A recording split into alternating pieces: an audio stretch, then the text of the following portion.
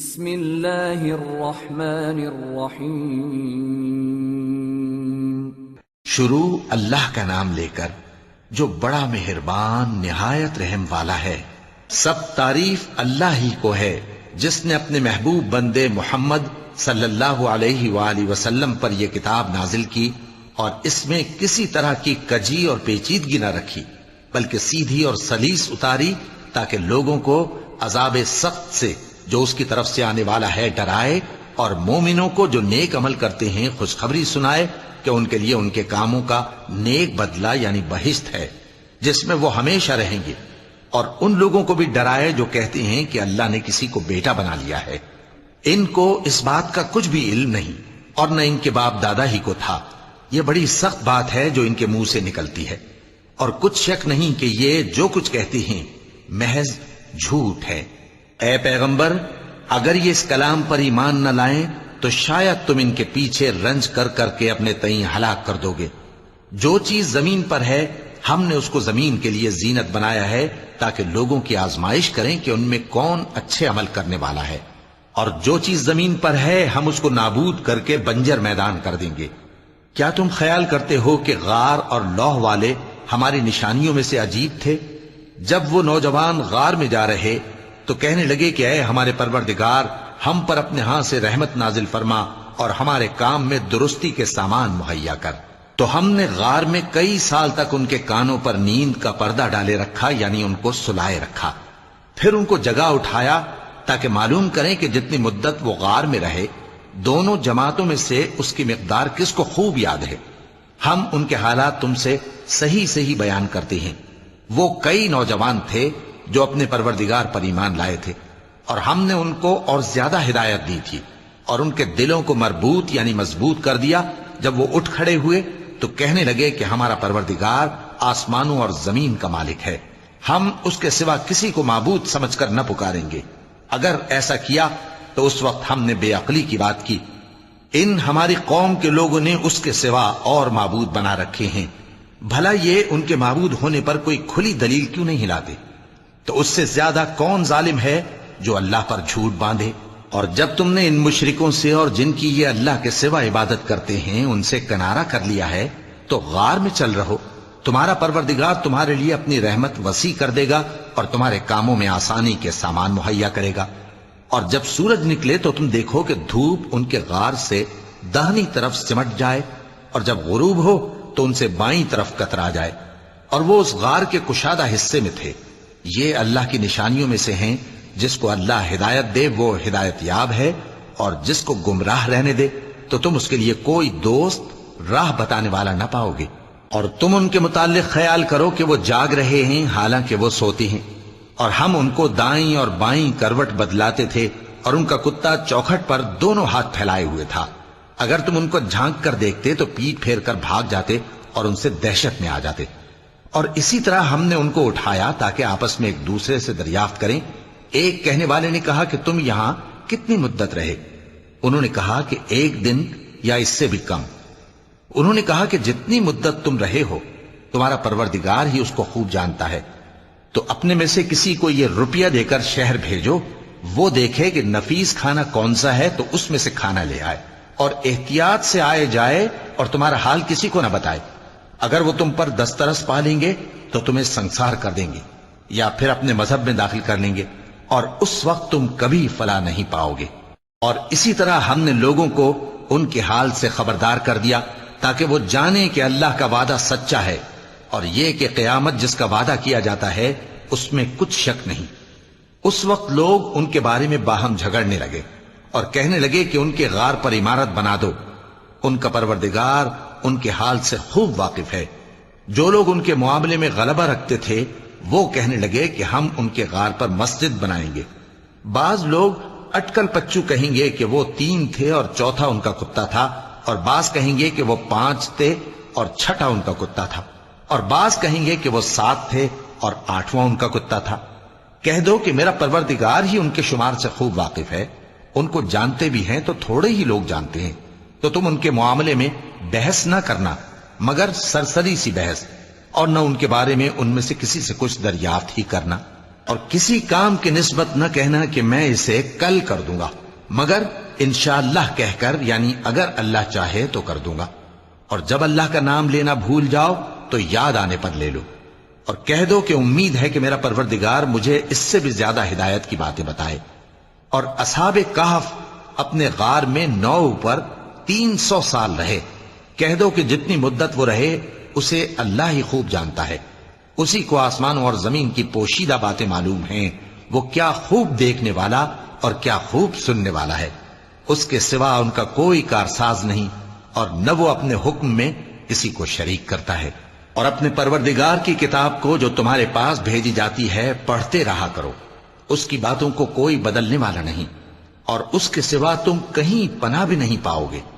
اور جو لوگ صبح و شام اپنے پروردگار کو پکارتے اور اس کی خوشنودی کے طالب ہیں، ان کے ساتھ صبر کرتے رہو، اور تمہاری نگاہیں ان میں سے گزر کر اور طرف نہ دوڑیں کہ تم دنیاوی زندگی کی رونقوں کے خواستگار ہو جاؤ۔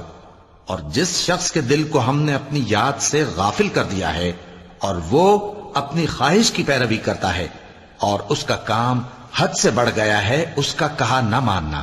اور کہہ دو کہ لوگو یہ قرآن تمہارے پروردگار کی طرف سے برحق ہے، تو جو چاہے ایمان لائے اور جو چاہے کافر رہے۔ ہم نے ظالموں کے لیے دوزخ کی آگ تیار کر رکھی ہے جس کی قناتیں ان کو گھیر رہی ہوں گی، اور اگر فریاد کریں گے تو ایسے کھولتے ہوئے پانی سے ان کی داد رسی کی جائے گی جو پگھلے ہوئے تانبے کی طرح گرم ہوگا اور جو ان کے چہروں کو بھون ڈالے گا۔ ان کے پینے کا پانی بھی برا اور آرام گاہ بھی بری۔ اور جو ایمان لائے اور کام بھی نیک کرتے رہے تو ہم نیک کام کرنے والوں کا اجر ضائع نہیں کرتے۔ ایسے لوگوں کے لیے ہمیشہ رہنے کے باغ ہیں جن میں ان کے محلوں کے نیچے نہریں بہ رہی ہیں، ان کو وہاں سونے کے کنگن پہنائے جائیں گے، اور وہ باریک دیبا اور اطلس کے سبز کپڑے پہنا کریں گے، اور تختوں پر تکیے لگا کر بیٹھا کریں گے۔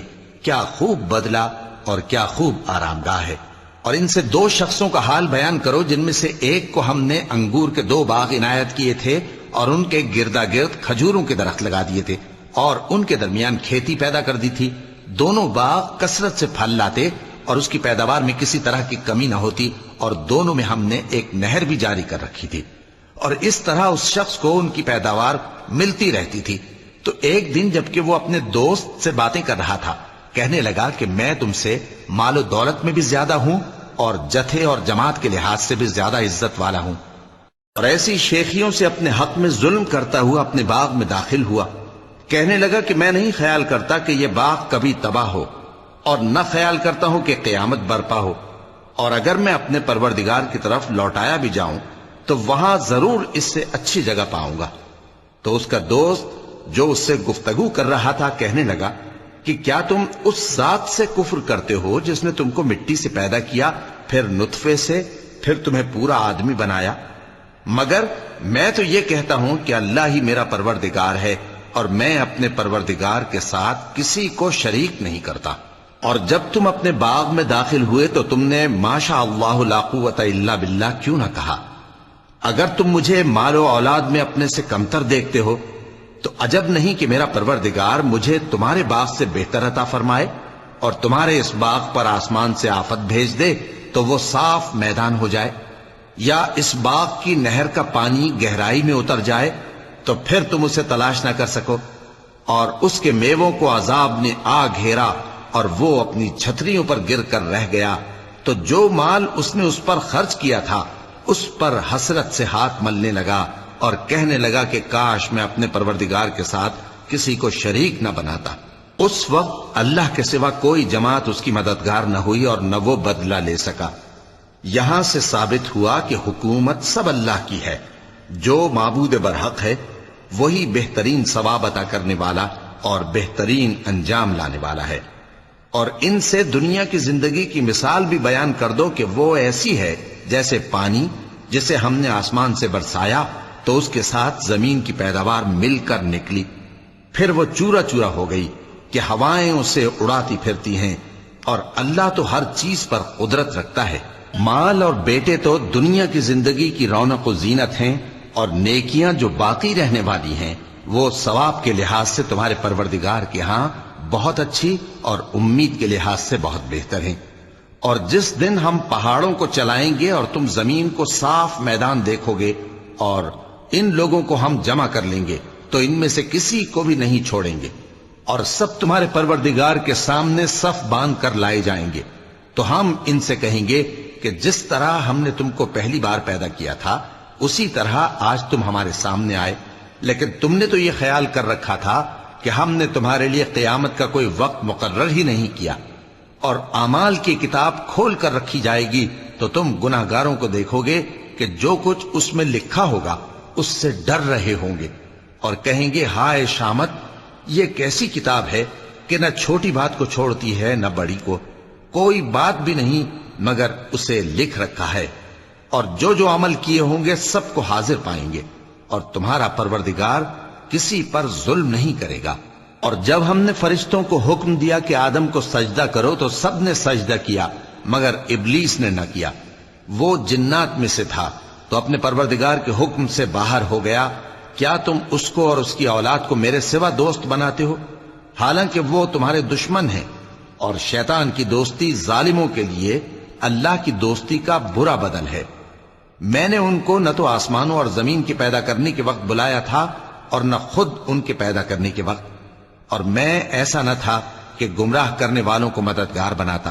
اور جس دن اللہ فرمائے گا کہ اب میرے شریکوں کو جن کی نسبت تم معبود ہونے کا گمان رکھتے تھے بلاؤ، تو وہ ان کو بلائیں گے مگر وہ ان کو کچھ جواب نہ دیں گے، اور ہم ان کے درمیان ہلاکت کی ایک جگہ بنا دیں گے، اور گناہگار لوگ دوزخ کو دیکھیں گے تو یقین کر لیں گے کہ وہ اس میں پڑنے والے ہیں، اور اس سے بچنے کا کوئی راستہ نہ پائیں گے۔ اور ہم نے اس قرآن میں لوگوں کے سمجھانے کے لیے طرح طرح کی مثالیں بیان فرمائی ہیں، لیکن انسان سب چیزوں سے بڑھ کر جھگڑالو ہے، اور لوگوں کے پاس جب ہدایت آ گئی تو ان کو کس چیز نے منع کیا کہ ایمان لائیں اور اپنے پروردگار سے بخشش مانگیں، بجز اس کے کہ اس بات کے منتظر ہوں کہ انہیں بھی پہلوں کا سا معاملہ پیش آئے یا ان پر عذاب سامنے سے آ جائے۔ اور ہم جو پیغمبروں کو بھیجا کرتے ہیں تو صرف اس لیے کہ لوگوں کو اللہ کی نعمتوں کی خوشخبریاں سنائیں اور عذاب سے ڈرائیں، اور جو کافر ہیں وہ باطل کی مدد سے جھگڑا کرتے ہیں تاکہ اس سے حق کو پھسلا دیں، اور انہوں نے ہماری آیتوں کو اور جس چیز سے ان کو ڈرایا جاتا ہے اسے ہنسی بنا لیا ہے۔ اور اس سے بڑھ کر ظالم کون، جس کو اس کے پروردگار کی آیات کے ذریعے سمجھایا گیا تو اس نے ان سے منہ پھیر لیا، اور جو اعمال وہ آگے کر چکا اس کو بھول گیا۔ ہم نے ان کے دلوں پر پردے ڈال دیے کہ اسے سمجھ نہ سکیں، اور کانوں میں ثقل پیدا کر دیا ہے کہ سن نہ سکیں، اور اگر تم ان کو رستے کی طرف بلاؤ تو کبھی رستے پر نہ آئیں گے، اور تمہارا پروردگار بخشنے والا صاحب رحمت ہے۔ اگر وہ ان کے کرتوتوں پر ان کو پکڑنے لگے تو ان پر جھٹ عذاب بھیج دے، مگر ان کے لیے ایک وقت مقرر کر رکھا ہے کہ اس کے عذاب سے کوئی پناہ کی جگہ نہ پائیں گے۔ اور یہ بستیاں جو ویران پڑی ہیں، جب انہوں نے کفر کر کے ظلم کیا تو ہم نے ان کو تباہ کر دیا، اور ان کی تباہی کے لیے ایک وقت مقرر کر دیا تھا۔ اور جب موسیٰ نے اپنے شاگرد سے کہا کہ جب تک میں دو دریاؤں کے ملنے کی جگہ نہ پہنچ جاؤں ٹلنے کا نہیں، خاص صدیوں چلتا رہوں، پھر جب وہ دونوں ان دریاؤں کے سنگم پر پہنچے تو اپنی مچھلی بھول گئے، پھر اس مچھلی نے دریا میں سرنگ کی طرح اپنا راستہ بنا لیا۔ جب آگے چلے تو موسیٰ نے اپنے شاگرد سے کہا کہ ہمارا کھانا لاؤ، اس سفر سے ہم کو بہت تکان ہو گئی ہے۔ اس نے کہا کہ بھلا آپ نے دیکھا کہ جب ہم نے اس چٹان کے پاس آرام کیا تھا تو میں مچھلی وہیں بھول گیا، اور مجھے آپ سے اس کا ذکر کرنا شیطان نے بھلا دیا، اور اس مچھلی نے عجیب طرح سے دریا میں اپنا راستہ بنایا۔ موسیٰ نے کہا یہی تو وہ مقام ہے جسے ہم تلاش کرتے تھے، تو وہ اپنے پاؤں کے نشان دیکھتے دیکھتے لوٹ گئے۔ وہاں انہوں نے ہمارے بندوں میں سے ایک بندہ دیکھا جس کو ہم نے اپنے ہاتھ سے رحمت خاص سے نوازا تھا اور اپنے پاس سے ایک خاص علم بخشا تھا۔ موسیٰ نے ان سے جن کا نام خضر تھا کہا کہ جو علم اللہ کی طرف سے آپ کو سکھایا گیا ہے، اگر آپ اس میں سے مجھے کچھ بھلائی کی باتیں سکھائیں تو میں آپ کے ساتھ رہوں۔ خضر نے کہا کہ تم میرے ساتھ رہ کر صبر نہیں کر سکو گے، اور جس بات کی تمہیں خبر ہی نہیں اس پر صبر کر بھی کیسے سکتے ہو؟ موسیٰ نے کہا اللہ نے چاہا تو آپ مجھے صابر پائیے گا، اور میں آپ کے ارشاد کے خلاف نہیں کروں گا۔ خضر نے کہا اگر تم میرے ساتھ رہنا چاہو تو شرط یہ ہے مجھ سے کوئی بات نہ پوچھنا، جب تک میں خود اس کا ذکر تم سے نہ کروں۔ تو دونوں چل پڑے، یہاں تک کہ جب کشتی میں سوار ہوئے تو خضر نے کشتی کو پھاڑ ڈالا۔ موسیٰ نے کہا، کیا آپ نے اس کو اس لیے پھاڑا ہے کہ سواروں کو غرق کر دی؟ یہ تو آپ نے بڑی عجیب بات کی۔ خضر نے کہا، کیا میں نے نہیں کہا تھا کہ تم میرے ساتھ صبر نہ کر سکو گے؟ موسیٰ نے کہا کہ جو بھول مجھ سے ہوئی اس پر مواخذہ نہ کیجیے اور میرے معاملے میں مجھ پر مشکل نہ ڈالیے۔ پھر دونوں چلے، یہاں تک کہ رستے میں ایک لڑکا ملا تو خضر نے اسے مار ڈالا۔ موسیٰ نے کہا کہ آپ نے ایک بے گناہ شخص کو ناحق بغیر قصاص کے مار ڈالا، یہ تو آپ نے بری بات کی۔ خضر نے کہا، کیا میں نے نہیں کہا تھا کہ تم سے میرے ساتھ صبر نہیں ہو سکے گا؟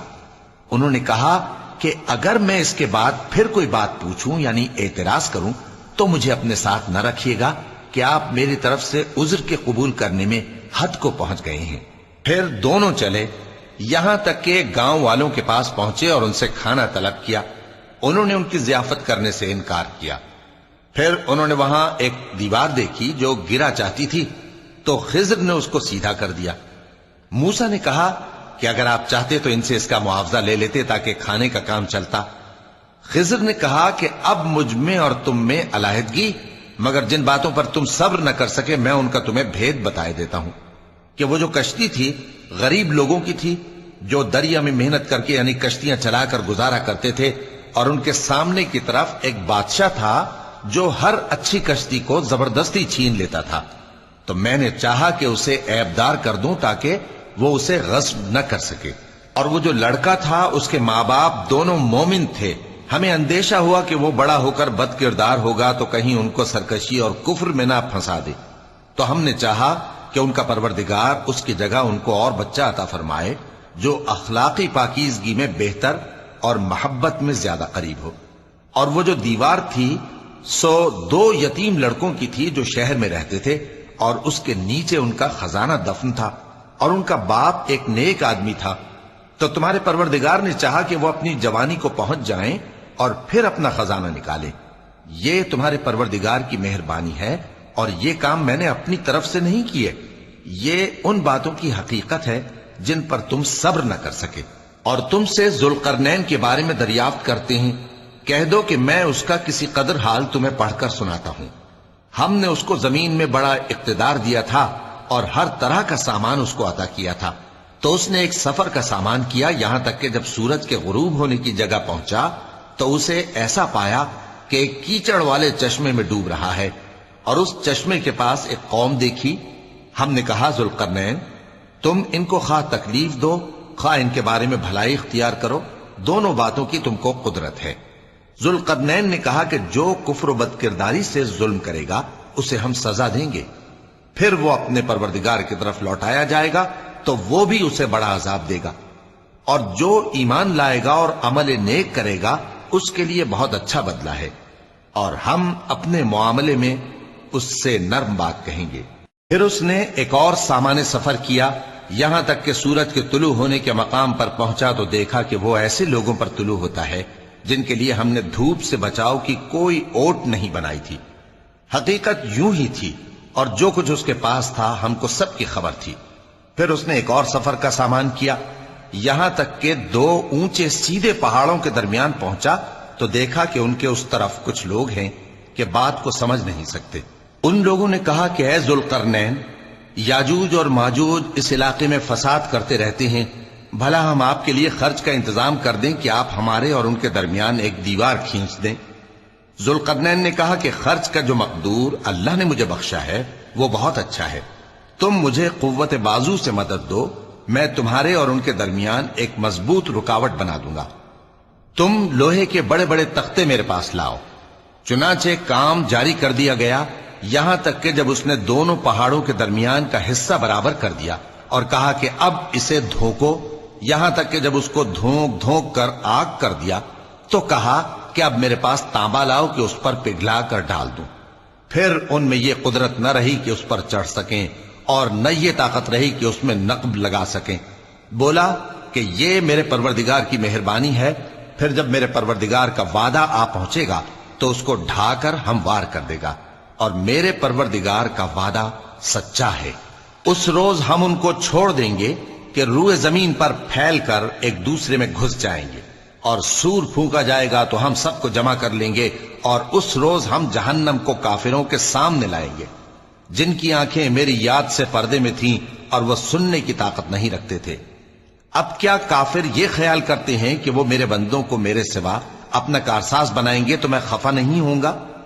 ہم نے ایسے کافروں کے لیے جہنم کی مہمانی تیار کر رکھی ہے۔ کہہ دو کہ ہم تمہیں ایسے لوگ بتائیں جو اعمال کے لحاظ سے بڑے نقصان میں ہیں۔ یہ وہ لوگ ہیں جن کی دوڑ دھوپ دنیا کی زندگی میں برباد ہو گئی، اور وہ یہ سمجھے ہوئے ہیں کہ وہ اچھے کام کر رہے ہیں۔ یہ وہ لوگ ہیں جنہوں نے اپنے پروردگار کی آیتوں کو نہ مانا اور اس کے سامنے جانے سے انکار کیا، تو ان کے اعمال ضائع ہو گئے۔ سو ہم قیامت کے دن ان کے لیے کچھ بھی وزن قائم نہیں کریں گے۔ یہ ان کی سزا ہے، یعنی جہنم، اس لیے کہ انہوں نے کفر کیا اور ہماری آیتوں اور ہمارے پیغمبروں کی ہنسی اڑائی۔ جو لوگ ایمان لائے اور عمل نیک کیے، ان کے لیے بہشت کے باغ بطور مہمانی ہوں گے، ہمیشہ ان میں رہیں گے اور وہاں سے مکان بدلنا نہ چاہیں گے۔ کہہ دو کہ اگر سمندر میرے پروردگار کی باتوں کے لکھنے کے لیے روشنائی ہو تو قبل اس کے کہ میرے پروردگار کی باتیں تمام ہوں سمندر ختم ہو جائے، اگرچہ ہم ویسا ہی اور اس کی مدد کو لائیں۔ کہہ دو کہ میں تمہاری طرح کا ایک بشر ہوں، البتہ میری طرف وہی آتی ہے کہ تمہارا معبود وہی ایک معبود ہے۔ تو جو شخص اپنے پروردگار سے ملنے کی امید رکھے چاہیے کہ عمل نیک کرے اور اپنے پروردگار کی عبادت میں کسی کو شریک نہ بنائے۔